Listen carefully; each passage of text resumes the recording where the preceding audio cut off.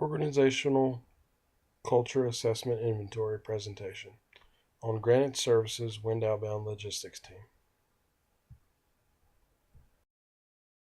The parameters I used for this survey, despite Granite Services being a global company with thousands of employees in 66 countries around the world, I chose to focus on the operations team of about 30 employees located in Greenville, South Carolina, and Pensacola, Florida. I'm over all of those employees as the service manager of our contract with GE Onshore Wind Energy, and our scope is all logistics operations required to support GE's North American wind turbine activities. The results of the OCAI.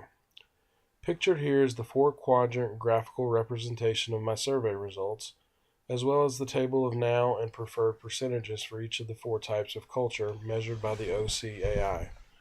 The most startling and immediately apparent observation of my results is just how different my team's current culture is from what I consider to be the preferred culture.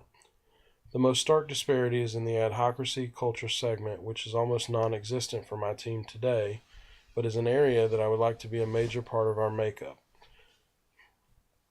Additionally, it is clear how my team's culture is currently dominated by the market culture segment to the point that it is over 50% of our makeup.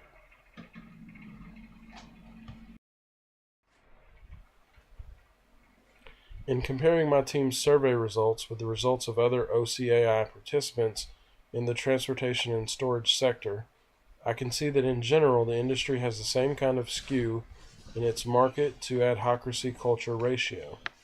This makes sense to some extent because logistics is a tougher field for fostering innovation and new technology because so much of it is established, and the market culture dominance is related to how important it is to achieve results, to deliver on time without failure. However, I think that my team has taken this skew to the extreme, and I think we are definitely at risk because of it, or at minimum, not nearly as strong as we could be. In general, we track to others in our industry. We are currently more dominated by market and hierarchy culture and prefer to develop more clan and adhocracy culture. Execution and running the business smoothly is still very important, but there is a need for more teamwork and innovation in the industry. Clan culture analysis. My team rated only 12.5% in clan culture currently versus a preferred percentage of 28.33%. This segment largely speaks to an organization's teamwork, trust, and loyalty among its workers. I do feel that my team has some of this culture, and it has definitely improved in the last couple of years.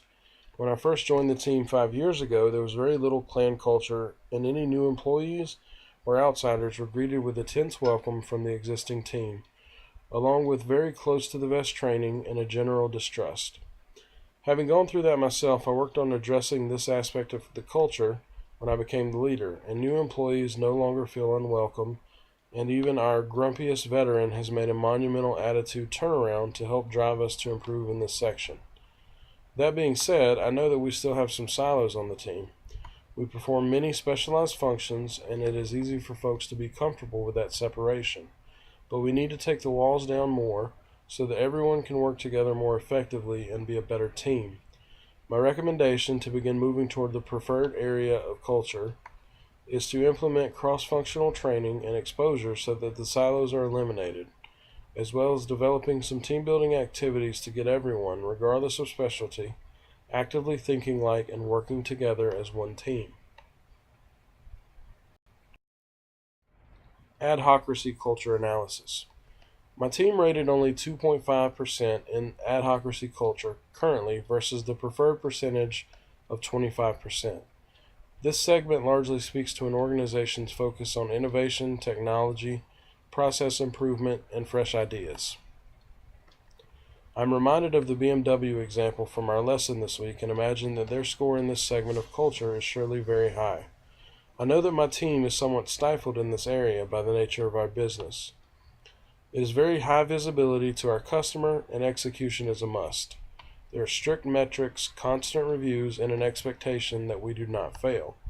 In order to achieve that and meet the standards set forth by our customer, GE, there are very specific ways that much of our work must be done, and we don't always have much leeway to affect those standards. That has definitely led to our almost complete lack of adhocracy culture. Everyone has accepted that we can't dictate much of what we can do, so no one believes that they can change the status quo, and worse, no one is empowered to be innovative and seek out improvements. I have made attempts in this area, but always ran into roadblocks, usually of cost or conformance, but I am guilty of not pushing further and of adopting a defeatist attitude. And as I have been in leadership for 5 years, I have impacted those that work for me and diminished their inclination to innovate as well. In this area of culture, this OCI makes it clear. My recommendation is that I need to be the agent of change and empower my people to find ways to innovate within our operational parameters and to not be discouraged by misses. There is margin for this even with our standards, and the best way for the team to change is to see that from leadership. I have a list of improvement projects that has largely been untouched. I want to engage different team members to participate in and action all of those, and to develop more ideas until we get either a giant leap forward that reignites the creative fire in everyone, or until we have so many successes that everyone is swept up by the creative wave. Hierarchy culture analysis. My team rated an overwhelming 51.67% in market culture versus a preferred percentage of 21.67%. A full 30% above what I think is the best setup for this type of culture. This segment largely speaks to an organization focused on results, achieving goals, competitiveness, and being the absolute best.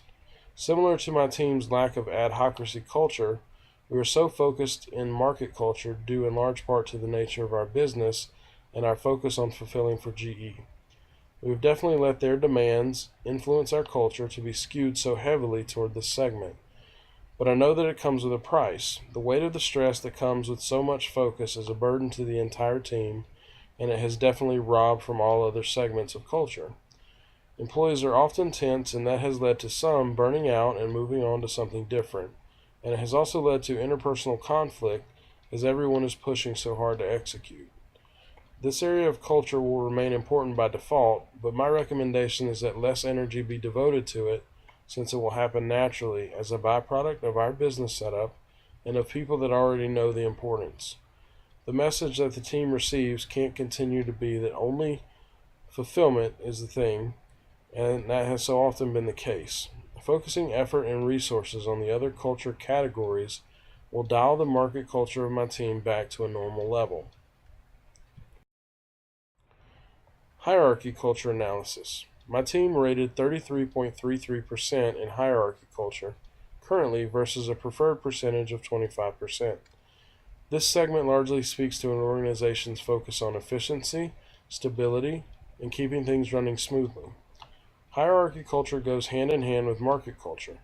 My team is currently so dominated by market culture that it is best supported by a hierarchy culture that helps ensure amazing execution by keeping all the support functions and processes running perfectly smoothly. There is not a huge difference in where my team is versus where I think we need to be in this aspect, according to the OCAI results, and that makes sense. Hierarchy culture will always be important no matter what else is going on in a company's culture because it is what makes it work. Hierarchy facilitates everything. My recommendation is not for any drastic change here, just to dial it down in relation to the big changes we need in the market culture scale. So in summary, the future of my team's culture. Our current cultural makeup is overly skewed to market and hierarchy culture, and those will remain important, but that focus has resulted in a workforce that is not empowered to innovate and work as a full team.